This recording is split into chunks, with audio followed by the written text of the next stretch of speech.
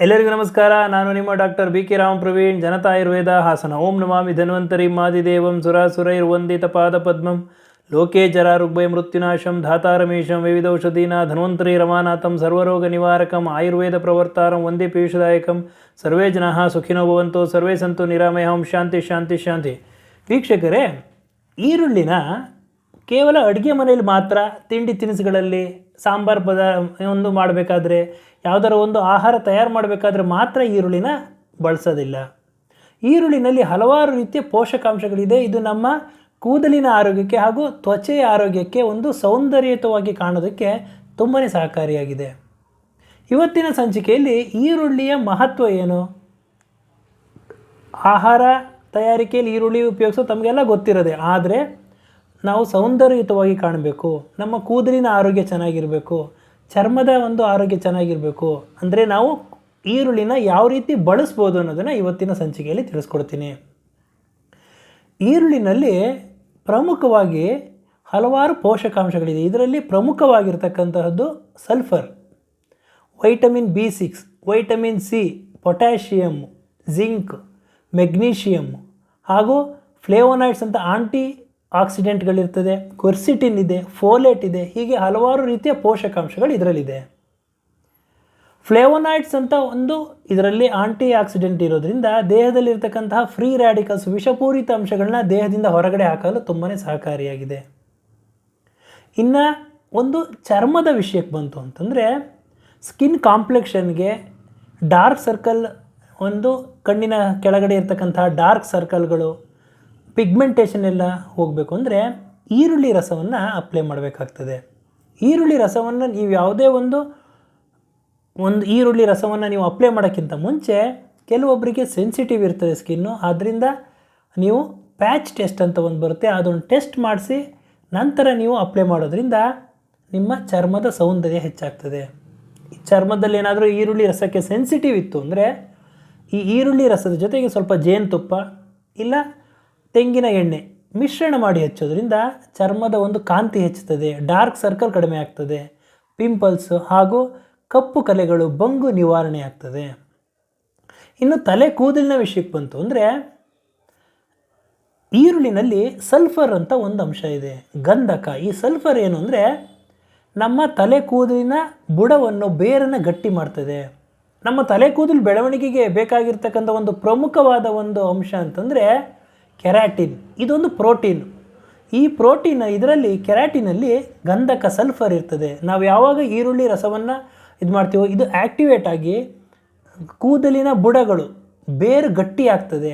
ಇದರಿಂದ ತಲೆ ಕೂದಲು ಉದುರ ನಿಲ್ಲುತ್ತೆ, ತಲೆ ಕೂದಲು ಬ್ರಿಟಲ್ ಆಗ್ತಿರ್ತದೆ. ಅಂಥ ಒಂದು ಸಂದರ್ಭಗಳು ನಿವಾರಣೆ ಆಗ್ತದೆ, ತಲೆ ಹೊಟ್ಟು ನಿವಾರಣೆ ಆಗ್ತದೆ. ಇದರ ಜೊತೆಗೆ ನೆತ್ತಿಯಲ್ಲಿ ರಕ್ತ ಸಂಚಾರ ಸರಿಯಾಗ್ತದೆ, ನೆತ್ತಿ ಡ್ರೈ ಆಗೋಕ್ಕೆ ಬಿಡೋದಿಲ್ಲ, ಡಿಹೈಡ್ರೇಟ್ ಆಗೋಕ್ಕೆ ಬಿಡೋದಿಲ್ಲ.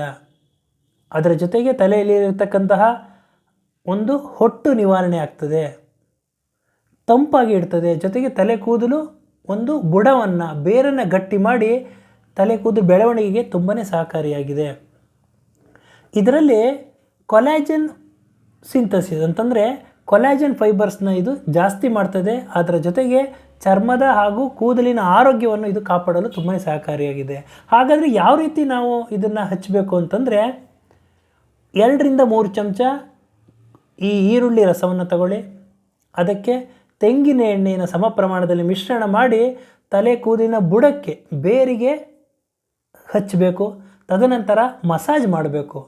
ಸ್ವಲ್ಪ ಸಮಯ ಆದ ನಂತರ ಮೈಲ್ಡ್ ಶಾಂಪೂನಲ್ಲಿ ತಲೆ ಸ್ನಾನ ಮಾಡೋದ್ರಿಂದ ತಲೆ ಕೂದಲು ಉದುರುವ ಸಮಸ್ಯೆ ನಿವಾರಣೆ ಆಗ್ತದೆ, ಹೊಟ್ಟು ನಿವಾರಣೆ ಆಗ್ತದೆ, ಡ್ರೈ ಆಗೋದು ನಿವಾರಣೆ ಆಗ್ತದೆ, ತಲೆ ಕೂದಲು ಒಣಗೋದು, ನೆತ್ತಿ ಒಣಗೋದು ನಿವಾರಣೆ ಆಗ್ತದೆ ಹಾಗೂ ತಲೆ ಕೂದಲಿನ ಬೇರು ಗಟ್ಟಿ ಆಗ್ತದೆ.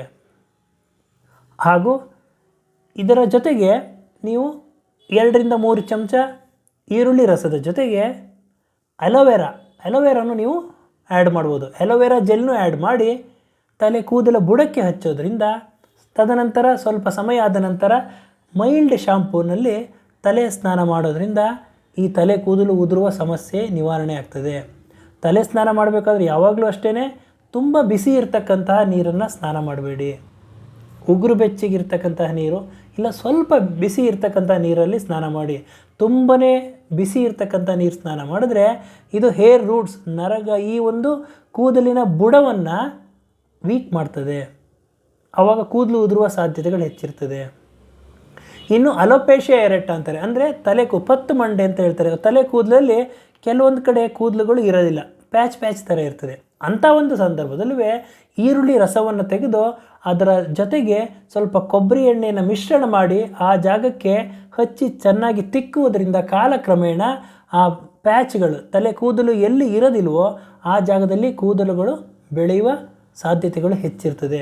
ಆದ್ದರಿಂದ ಈರುಳ್ಳಿಯಲ್ಲಿ ನಮ್ಮ ಸೌಂದರ್ಯವರ್ಧಕವಾಗಿ ಈರುಳ್ಳಿ ಕೇವಲ ಆಹಾರಕ್ಕೆ ಒಂದು ರುಚಿ ಕೊಡೋದಿಲ್ಲ, ನಮ್ಮ ಸೌಂದರ್ಯವರ್ಧನೆಯಲ್ಲೂ ಕೂದಲಿನ ಆರೋಗ್ಯಕ್ಕೆ, ತ್ವಚೆಯ ಒಂದು ಆರೋಗ್ಯಕ್ಕೆ, ಮುಖದ ಒಂದು ಕಾಂತಿ ಕಾಂಪ್ಲೆಕ್ಷನ್ನ ಹೆಚ್ಚು ಮಾಡೋದಕ್ಕೆ ತುಂಬಾ ಸಹಕಾರಿಯಾಗಿರ್ತಕ್ಕಂತಹ ಈರುಳ್ಳಿನ ಈ ರೀತಿ ಎಲ್ಲ ನೀವು ಬಳಸಬಹುದು.